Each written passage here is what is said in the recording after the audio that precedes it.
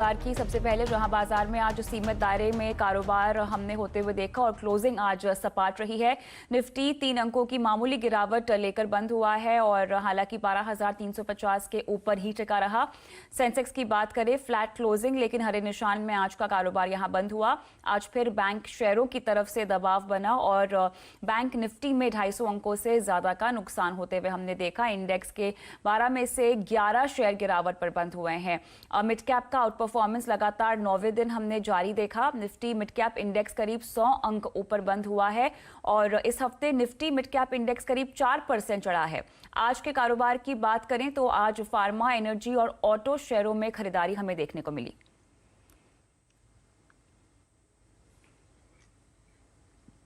बाजार बंद होने के बाद टीसीएस और एचसीएल टेक ने तीसरी तिमाही के नतीजे पेश किए और इन दोनों कंपनियों के नतीजे कैसे रहे, पूरी तस्वीर समझाने के लिए हमारे सहयोगी आशीष वर्मा हमारे साथ जुड़ गए हैं। तो आशीष, बताएं दोनों आईटी कंपनियों के नतीजे कैसे रहे? देखिए, दोनों आईटी कंपनीज के नंबर्स आ गए और जहां तक टीसीएस की बात है, एक मिक्स्ड बैग परफॉर्मेंस है। अभी मिक्स्ड बैग क्यों कह रहा हूं? क्योंकि डॉलर आय में जो मोमेंटम है थोड़ा धीमा पड़ा है और मार्जिन्स की परफॉर्मेंस अच्छी रही है। अब हमारी उम्मीद थी कि डॉलर आय में 1.5% का उछाल आएगा, आया करीब 1.25% का। इनफैक्ट पूरे साल की कांस्टेंट की जो Q3 में year on year constant currency growth है वो 6.8% की आई है। उम्मीद थी 7% की, तो मोटा मोटी उम्मीद के मुताबिक है। फिर भी मैं कमजोर इसीलिए कह रहा हूं क्योंकि एक तो सीजनली वीक क्वार्टर था और ऊपर से टीसीएस की कमेंट्री जो थी बीएफएसआई रिटेल को लेकर, उसके बाद स्ट्रीट थोड़ी सी ठंडी एक्सपेक्टेशंस वैसे ही कर रही थी और उस ठंडी एक्सपेक्टेशन पे ये कंपनी खरी नहीं उतरी, इसीलिए ग्रोथ का पैमाने पे थोड़ा सा दिक्कत है। पर हाँ, मार्जिन्स हम उम्मीद कर रहे थे 50 बेसिस पॉइंट्स की करेंसी फ्लक्चुएशन का फायदा मिलेगा, मार्जिन्स 1% सुधर गए, तो मार्जिन्स उम्मीद से बेहतर इंप्रूवमेंट दिखा रहे हैं। जहां तक एचसीएल टेक्नोलॉजीज की बात है, यहां पे परफॉर्मेंस अच्छा है। कांस्टेंट करेंसी में ग्रोथ जो आई है Q3 में वो 2.1% है और तमाम ब्रोकरेजेस 1.8 से 1.9% की बात कर रही थी और सबके सब मान रहे थे क्वार्टर अच्छा रहेगा एचसीएल टेक के लिए, तो उस अच्छी एक्सपेक्टेशन को भी इस कंपनी ने बीट करा है, इसीलिए थम्स अप। और एक और बात, मार्जिन्स के फ्रंट पे एक्सपेक्टेशंस थी कि फ्लैट मार्जिन्स रहेंगे, मार्जिन्स दरअसल 30 बेसिस पॉइंट्स सुधरे हैं। दूसरी इंपॉर्टेंट बात, एचसीएल टेक गाइडेंस देता है पूरे साल की और अब तक की ग्रोथ की गाइडेंस थी 15 से 17% की और अब शायद Q3 जब खत्म हुआ तो क्लैरिटी है, तो उन्होंने lower end of the guidance जो है वो बढ़ा दिया है। अब 15 से 17 की जगह कह रहे हैं 16.5 से 17% की ग्रोथ, यानी कि इस गाइडेंस के टॉप एंड पे ये लोग कंपनी पहुंचती हुई नजर आएगी। पर ध्यान रखिए, नंबर्स अच्छे हैं लेकिन एचसीएल टेक हाईस पे जाके आज क्लोज होता हुआ नजर आया। कुल देखना होगा सोमवार को कैसे रिएक्शन देखने को मिलता है दोनों ही स्टॉक में। शुक्रिया आशीष इस पूरे एनालिसिस के लिए। वहीं टीसीएस मैनेजमेंट ने हमसे खास बातचीत में कहा है कि तीसरी तिमाही अक्सर कंपनी के लिए सुस्त रहती है, हालांकि मार्जिन सुधारने पर फोकस बना हुआ है। देखिए, तीसरे क्वार्टर में ओवरऑल परफॉर्मेंस देखते टाइम पे ये ध्यान रखिएगा कि ये क्वार्टर टिपिकली काफ़ी छुट्टी रहता है इसमें, तो रादर वीक क्वार्टर रहता है एंड गिवन दैट ओवरऑल हमारा परफॉर्मेंस काफ़ी अच्छा रहा है। आगे जाने के लिए हम लोग को ये देखना चाहिए कि कैसे टाइप के डील्स में पार्टिसिपेशन हो रहा है। सो हमारा डील विन जो है is very strong, almost $6 billion का डील क्लोज किया इस क्वार्टर में and overall close to 18 billion of deal closures during the quarter. So the participation that we see is quite high and that is what is giving us confidence on the longer term perspective. हमको execution mix बदलना पड़ेगा, थोड़ा offshore leverage ज़्यादा करना पड़ेगा। जो levers है हमारे पास वो सब पूरा कोशिश करके हमारा team as a management team we are extremely focused on getting back to our margins. आगे बढ़ते हैं और आज रिलायंस इंडस्ट्रीज के नतीजे भी आने वाले हैं। किसी भी वक्त हम नतीजों को आता हुआ देखेंगे, लेकिन कैसे रह सकते हैं नतीजे, अनुमान लेकर हमारे सहयोगी नीरज बाजपेयी हमारे साथ मौजूद हैं। नीरज, बताएं क्या अनुमान कह रहा है आपका? देखिए, तीसरी तिमाही में रिलायंस के जो नतीजे होंगे एक बार फिर से पॉजिटिवली सरप्राइज करेंगे और खासतौर पर अगर रेवेन्यू की बात करें तो कंसोलिडेटेड बेसिस पे करीब 6.5 से 7.25% की उछाल आएगी तिमाही दर तिमाही और ये 1,58,000 करोड़ से 1,60,000 करोड़ के बीच में रह सकता है। और एबिटा लेवल पर आप देखेंगे तो तकरीबन 1% की इसमें ग्रोथ देखने को मिल सकती है और 22,300 करोड़ से ज़्यादा का रेवेन्यू एबिटा लेवल पे यहाँ पे क्लॉक होगा।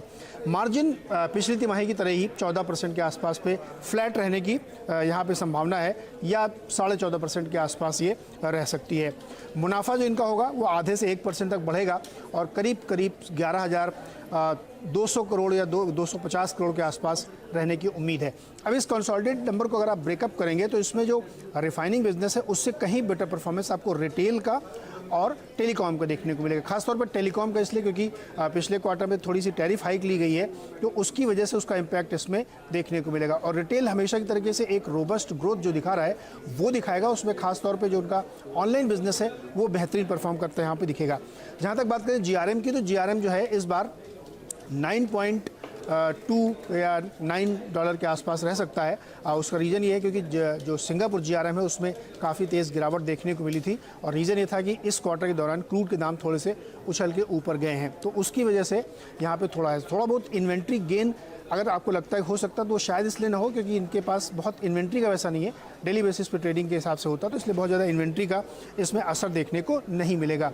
कमेंट्री के तौर पे ज़रूर ये सुनना चाहेंगे कि अरामको की डील कहाँ तक पहुँची, क्योंकि वो मार्च तक बात कही गई थी होगी तो उस बारे में लोग सुनना चाहेंगे। साथ ही रिटेल बिजनेस को हाइव ऑफ करने की बातें थी, लिस्टिंग की बातें करनी थी तो उस बारे में कंपनी और क्या क्लैरिटी देती है ये चीज़ें भी उसमें सुनाई देंगी। नीरज, शुक्रिया नतीजों का अनुमान पेश करने के लिए और हम सबको बेसब्री से इंतजार है रिलायंस इंडस्ट्रीज के नतीजों का। लेकिन इस बीच आपको बता दें कि जो चैनल आप देख रहे हैं CNBC आवाज़ वो TV 18 ब्रॉडकास्ट का हिस्सा है और इसका स्वामित्व रिलायंस इंडस्ट्रीज के पास है। आगे बढ़ते हैं। AGR मामले में पब्लिक सेक्टर की कंपनियों को राहत मिलने के संकेत है और इसीलिए सरकार सुप्रीम कोर्ट में क्लैरिफिकेशन याचिका दायर करने पर विचार कर रही है। लेकिन पूरी खबर क्या है समझते हैं हमारे सहयोगी असीम मंचुंदा से। असीम, ये समझाएं PSUs को राहत देने के लिए सरकार का प्लान क्या है? देखिए, जो टेलीकॉम कंपनियों की रिव्यू पिटीशन है वो खारिज हो चुकी है, लेकिन जो पब्लिक सेक्टर की कंपनियां जैसे गेल है, पावर ग्रिड है या फिर गुजरात फर्टिलाइजर्स है, इनके लिए अभी भी एक उम्मीद जो है बाकी है। सरकार जो है सुप्रीम कोर्ट में क्लैरिफिकेशन पिटीशन दायर करने पर विचार जो है वो कर रही है। जो हमें सूत्रों के हवाले से जानकारी मिल रही है अगले हफ्ते ये पिटीशन जो है सुप्रीम कोर्ट में दायर की जा सकती है। खासतौर पर कि सरकार जो है तर्क देगी कि ये जो कंपनियाँ हैं इनका लाइसेंस जो है वो दूसरी कंपनियों के मुकाबले काफ़ी अलग है, टेलीकॉम कंपनियों का काफ़ी अलग है। टेलीकॉम कंपनियों का जब लाइसेंस किया गया था उसमें कहा गया था कि आपको अपने पूरे रेवेन्यू पर AGR जो है वो देना होगा। लेकिन जब इन कंपनियों के साथ लाइसेंस शेयर जो साइन किया गया था तो तब ये कहा गया था कि इन कंपनियों को सिर्फ अपनी जितने भी लाइसेंस से जितनी भी फीस अर्न करेगी उसके ऊपर इनको अपना AGR जो है देना पड़ेगा, जिससे कि इन टेलीकॉम कंपनियों इन जो पब्लिक सेक्टर की कंपनी है इनकी लायबिलिटी जो है काफ़ी कम हो जाएगी। अभी जो है सुप्रीम कोर्ट के आदेश के मुताबिक इन कंपनियों की लायबिलिटी जो है 3 लाख करोड़ से ज़्यादा की जो है बनती है। लेकिन अगर इसको दोबारा से जिस तरह की इनकी लाइसेंस की शर्तें हैं उससे इसको कैलकुलेट किया जाता है तो इन कंपनियों को कोई खास रकम जो है वो नहीं चुकानी पड़ेगी। तो इसको लेकर के जो सरकार जो है सुप्रीम कोर्ट से क्लैरिफिकेशन जो है मांग सकती है, खासतौर पे कि ये जो कंपनियां हैं ये जो ओरिजिनल AGR की पिटीशन थी उसके अंदर पार्टी जो है वो भी नहीं थी। तो सरकार चाहती है कि अब इन कंपनियों को लेकर के क्लैरिटी आ जाए कि इन कंपनियों से कितने पैसे जो है चुकाने हैं। तो अगले हफ्ते सुप्रीम कोर्ट में याचिका जो है दायर की जा सकती है और इनके ऊपर क्लैरिफिकेशन जो है वो लिया जा सकता है। अगर सुप्रीम कोर्ट इन कंपनियों को थोड़ी सी राहत जो देता है तो ये कंपनियां जो अपने जो इनका पे आउट जितना बन रहा है 3 लाख करोड़ रुपए का वो देने से बच सकते हैं और उनको मामूली सी रकम जो है AGR के तौर पर सरकार को चुकानी पड़ सकती है। ऑलराइट, शुक्रिया असीम इस पूरी समझाइश के लिए। हम रुक करेंगे दूसरी खबरों की ओर। फूड इन्फ्लेशन को काबू में करने के लिए सरकार प्याज, टमाटर और आलू जैसी कमोडिटीज को PDS सिस्टम के तहत ला सकती है। अब ऐसा माना जा रहा है कि वित्त मंत्री बजट में रोड मैप इसको लेकर पेश भी कर सकते हैं। लेकिन पूरी खबर क्या है समझते हैं हमारे सहयोगी आलोक प्रियदर्शी से। आलोक, ये समझाए कि आखिर महंगाई को काबू में करने के लिए सरकार का एक्शन प्लान क्या कहता है? आम आदमी को महंगाई से राहत देने के लिए सरकार आगामी बजट में एक नया रोड मैप पेश कर सकती है। सूत्रों के मुताबिक नीति आयोग से इस बारे में सरकार की कई दौर की बैठकें हो चुकी हैं, जिसके मुताबिक नीति आयोग ने सुझाव दिया है कि जितनी भी प्राइस सेंसिटिव आइटम्स हैं, जैसे खासतौर से जो फूड इन्फ्लेशन की बास्केट में है, मसलन टमाटर, आलू, प्याज, जिसकी कीमतों में उतार चढ़ाव की वजह से आम आदमी का बजट अक्सर बिगड़ जाता है। ऐसी चीज़ों को लेकर सरकार को प्रभावी कदम उठाना चाहिए और इसके लिए बहुत ज़रूरत है कि इन तमाम आइटम्स को अगर पीडीएस यानी कि जन वितरण प्रणाली में शामिल किया जाए तो सरकार इफेक्टिव तरीके से इनकी सप्लाई चेन को दुरुस्त कर सकती है, क्योंकि अक्सर ये देखा जाता है जब इन चीज़ों की स्कार्सिटी होती है तो ऐसे में राज्य सरकार हाथ खड़े कर देते हैं, यानी कि राज्य सरकारों के साथ तालमेल अच्छा नहीं होने की वजह से हमेशा इसका खामियाजा आम आदमी को भुगतना पड़ता है। ऐसे में सरकार अगर इसे पीडीएस सिस्टम से जोड़ती है तो सरकार को इफेक्टिव तरीके से अगर इंपोर्ट करने की जरूरत होगी तो इंपोर्ट करके या फिर अपने जितने भी बफर स्टॉक है वहां से सीधे आम आदमी तक इन चीज़ों को पहुंचाने में काफ़ी आसानी हो सकती है, क्योंकि इस सरकार को लगातार ये लग रहा है कि जो इन्फ्लेशन को लेकर खासतौर से जो कंज्यूमर प्राइस इंडेक्स को लेकर जो आरबीआई का टारगेट था वो ऑलरेडी ब्रीच हो चुका है। तो ऐसे में एक नया पैमाना तय करना होगा और साथ ही साथ ये देखना होगा कि आरबीआई जो कि अभी ब्याज दरों को में कमी करने को लेकर हिचकिचा रहा है उसके लेकर क्या नया पैमाना होना चाहिए। तो इन तमाम चीज़ों पर सरकार आगामी बजट में एक रोड मैप पेश कर सकती है। शुक्रिया आलोक तमाम डिटेल्स के लिए। बजट में रोजगार देने वाली एजेंसियों को बड़ी रियायत मिल सकती है। सूत्रों से मिली एक्सक्लूसिव जानकारी के मुताबिक स्किल ट्रेनिंग सेंटर चलाने वाली एजेंसियों को प्लेसमेंट कराने पर ज्यादा सब्सिडी मिल सकती है। लेकिन पूरी खबर क्या है समझते हैं हमारे सहयोगी प्रकाश प्रियदर्शी से। प्रकाश जी समझाएं कि आखिर स्किल ट्रेनिंग सेंटर्स के लिए बजट में किस तरह की सौगात या खुशखबरी आ सकती है। देखिए, रोजगार के मोर्चे पर सरकार चुनौतियों का सामना कर रही है, लिहाजा आगामी बजट में कुछ बड़े ऐलान किए जा सकते हैं। सूत्र हमें बता रहे हैं कि इसके लिए दो तरह के अहम ऐलान जो है वो किए जा सकते हैं, जिसमें सबसे पहला है वो ये है कि स्किल ट्रेनिंग सेंटर्स में जिन लोगों को ट्रेनिंग एजेंसियां दे रही हैं उनको जितने ज़्यादा लोगों को प्लेसमेंट्स कराएंगी, रोजगार देंगी या उनको दिलाने में मदद करेंगी अलग अलग कंपनीज में, उन्हें उस आधार पर सब्सिडी की जो रकम है उसमें बढ़ोतरी भी की जाएगी। मतलब ये कि जितनी ज़्यादा प्लेसमेंट एजेंसियाँ कराएंगी ऐसे लोगों को अपने सेंटर्स में ट्रेनिंग के बाद उन्हें उतनी ज़्यादा सब्सिडी मिलेगी। जो प्रदर्शन है स्किल सेंटर एजेंसीज की उसको प्लेसमेंट की संख्या के साथ जोड़ा जाएगा और सोर्स हमें बता रहे हैं कि 70% का क्राइटेरिया डिसाइड किया गया है। मतलब ये कि अगर कम से कम 70% से ज़्यादा अगर आप लोगों का प्लेसमेंट्स कराते हैं तो आप ज़्यादा सब्सिडी जो है वो सरकार से हासिल कर सकते हैं। इसके अलावा एक और अहम फैसला किया जा सकता है वो है प्रधानमंत्री कौशल विकास योजना। ये जो स्कीम है इसकी म्याद मार्च 2020 में खत्म हो रही है। इसे अगले 2 सालों के लिए बढ़ाया जा सकता है और इसका जो मौजूदा स्वरूप है जैसा कि हमें सोर्स बता रहे हैं उसमें बदलाव किया जा सकता है। बदलाव ये किया जाएगा कि इसमें राज्यों की जो भूमिका है उसको बढ़ाया जाएगा। राज्यों से ये कहा जाएगा कि वो जिले के हिसाब से कितने बेरोजगार हैं उसके लिस्ट तैयार करें और उसमें भी ये देखना है कि कितने स्किल वर्कफोर्स हैं, कितने अनस्किल्ड फोर्स हैं, उसकी लिस्ट तैयार होगी, वो केंद्र सरकार के पास भेजेंगे और केंद्र सरकार उसके हिसाब से हर डिस्ट्रिक्ट में ट्रेनिंग सेंटर्स खोलेगी और प्लेसमेंट एजेंसियां जो हैं उनको इस बात के लिए प्रोत्साहित किया जाएगा कि वो ज़्यादा सब्सिडी के लिए लोगों को रोजगार दें। इसके लिए स्किल डेवलपमेंट मिनिस्ट्री ने सरकार से आगामी बजट में जो टोटल बजट है मिनिस्ट्री का उसमें 40% बढ़ोतरी की मांग भी की है। ऑलराइट, तो ये है हमारी बजट एक्सक्लूसिव खबर। शुक्रिया प्रकाश। आगे बढ़ते हैं। सीएनबीसी आवाज और नेशनल स्टॉक एक्सचेंज ने मिलकर इन्वेस्टर्स को जागरूक बनाने के लिए एक मुहिम शुरू की है, इन्फॉर्म्ड इन्वेस्टर्स। हमारी इस पहल का मकसद है कि आप अपने पैसों को लेकर सही फैसला ले सके। या हमने आपके लिए डूज एंड डोंट्स की एक छोटी और आसान लिस्ट बनाई है। इन डूज एंड डोंट्स का ख्याल रखकर आप ये जान सकते हैं कि इन्वेस्टमेंट को लेकर मिलने वाले टिप्स वाकई में भरोसे के लायक हैं या फिर सिर्फ अफवाह या सुनी सुनाई बातें हैं। आप हमेशा टिप के सोर्स की जांच पड़ताल करें। टिप्स हमेशा रजिस्टर्ड ब्रोकर या भरोसेमंद न्यूज प्लेटफॉर्म की ओर से आने चाहिए। जानकारी की तारीख भी जरूर चेक करें। टिप्स को लेकर जल्दबाजी ना करें। किसी एक्सपर्ट से बात कर सोच समझकर फैसला करें। क्या ना करें ये भी जान लीजिए। अफवाह के आधार पर कभी फैसला ना लें। सोशल मीडिया पर फॉरवर्ड मैसेजेस पर भरोसा ना करें। दोस्त रिश्तेदारों की सलाह पर आंख मूंद कर भरोसा ना करें। जानकारी की प्रामाणिकता जांच लें।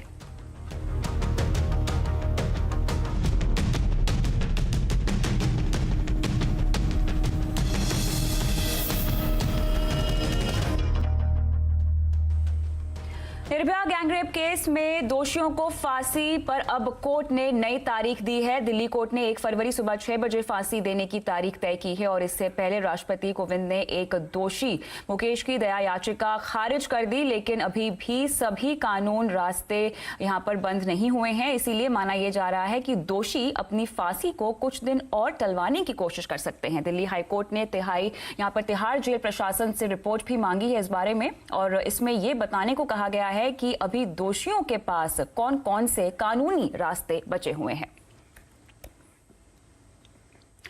तो दिल्ली के शाहीन बाग इलाके में पिछले 1 महीने से नागरिकता कानून के खिलाफ धरना प्रदर्शन चल रहा है। बीजेपी के नेता अमित मालविया ने एक वीडियो ट्वीट करके आरोप लगाया है कि ये सारा कांग्रेस का खेल है। तो आज आवाज अड्डा में इसी पर होगी जोरदार बहस शाम 7:57 पर।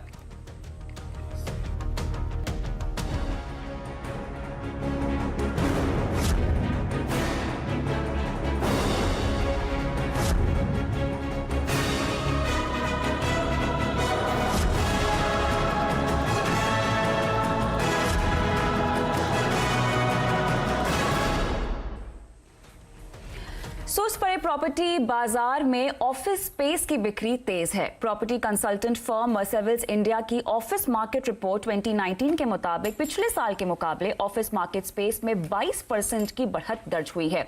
इस दौरान देश भर में कुल 57.72 million square foot office space की बिक्री भी हुई है और इस बिक्री का सबसे बड़ा हिस्सा बंगलुरु, दिल्ली एनसीआर और हैदराबाद से देखने को मिला।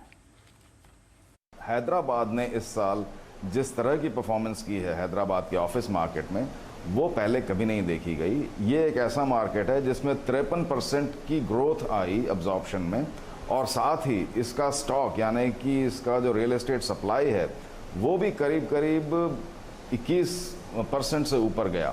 आईटी, ITES और उससे जुड़े हुए जो सेक्टर्स हैं, इन लोगों ने इन सेक्टर्स का 46% से ऊपर का शेयर रहा इस 57.7 मिलियन में, और ये बहुत बड़ा शेयर रहा इस साल।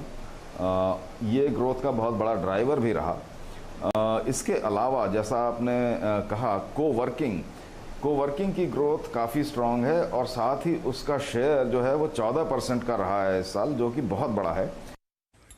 आगे बढ़ते हैं। अहमदाबाद मुंबई के रेल यात्री भी ट्रेन में फ्लाइट जैसे सफर का मजा ले सकेंगे। आज से अहमदाबाद मुंबई रूट पर तेजस ट्रेन शुरू हो गई है और इस ट्रेन की स्पीड 160 किलोमीटर प्रति घंटा होगी। यात्रियों के लिए ये परसों से शुरू हो रही है और पहले दिन के सफर का जायजा लिया हमारे सहयोगी मनीष देसाई ने। किस तरह की फीलिंग आ रही है इस ट्रेन में? आप पहली बार सफर कर रही हैं? हाँ, पहली बार सफ़र कर रही हूँ और फर्स्ट टाइम एक्सपीरियंस है ऐसा कि first time new train and all, तो अच्छा एक्सपीरियंस है अभी तक। आई विश कि ऐसे ही अच्छी ट्रेन्स निकलती रहे एंड वी ट्रैवल। बिल्कुल। सर आप बताइए कि क्या फीलिंग आ रही है? लग रहा है कि हवाई जहाज़ में सफ़र कर रहे हैं? बिल्कुल हवाई जहाज़ जैसा ही इसमें फीलिंग आ रहा है, और ये भारत सरकार ने एक अच्छा प्रयास किया है, इसके लिए उनको बधाई देते हैं। इस ट्रेन की खासियत बता दूं मैं आपको। जैसे आप देख रहे हैं यहाँ पर अखबार जो है मिलेगा आपको ट्रेन में पढ़ने के लिए। इसके अलावा इस तरह की शेल्फ बनाई गई है जहाँ पर पैसेंजर अपना लगेज रख पाएंगे, और कंफर्टेबल पुशबैक सीट्स जो है यहाँ पर दी गई है, जो आपको एक अलग फीलिंग देती है। आमतौर पर ट्रेन में इस तरह की कंफर्ट वाली सीटें देखने को नहीं मिलती है। रीडिंग के लिए आपको स्पेशल लाइट यहाँ पर दी गई है और इसका ऑपरेशन जो है काफ़ी स्मूथ हो सके, इस तरह की स्विचेस यहाँ दी गई है। साथ में चार्जिंग के पॉइंट भी दिए गए हैं। इसके अलावा सबसे अहम बात यह है इस ट्रेन के अंदर कि आपको जैसे प्लेन के अंदर सर्विस दी जाती है, उसी तरह से ट्रेन स्टाफ जो है वो आपको सर्विस देगा, खाने पीने की चीज़ें देगा। और ये ट्रेन क्योंकि अहमदाबाद से मुंबई के बीच चल रही है, इसकी खासियत ये होगी इसमें गुजराती और मराठी खाना परोसा जाएगा। सर आप बताइए कि किस तरह की सर्विस को लेके आपको ये ट्रेन पसंद है? खासकर जो वर्किंग क्लास है, कॉर्पोरेट सेक्टर में जो लोग काम करते हैं, उनके लिए एक वरदान है, और ये नए भारत की नई ट्रेन है। लग रहा है कि भारत आगे बढ़ रहा है। तो चलिए, ये तो तेजस की बात हुई है, लेकिन ट्रेन को लेके एक और अहम खबर। ट्रेन का सफर पहले से ज्यादा सुरक्षित हो गया है। रेलवे को 0 एक्सीडेंट मिशन टारगेट हासिल करने में पिछले साल बड़ी कामयाबी हासिल हुई है। इस साल रेल हादसे से किसी यात्री को अपनी जान नहीं गंवानी पड़ी। और कैसे ये सफर हो रहा है सुरक्षित, देखिए हमारी इस खास रिपोर्ट में।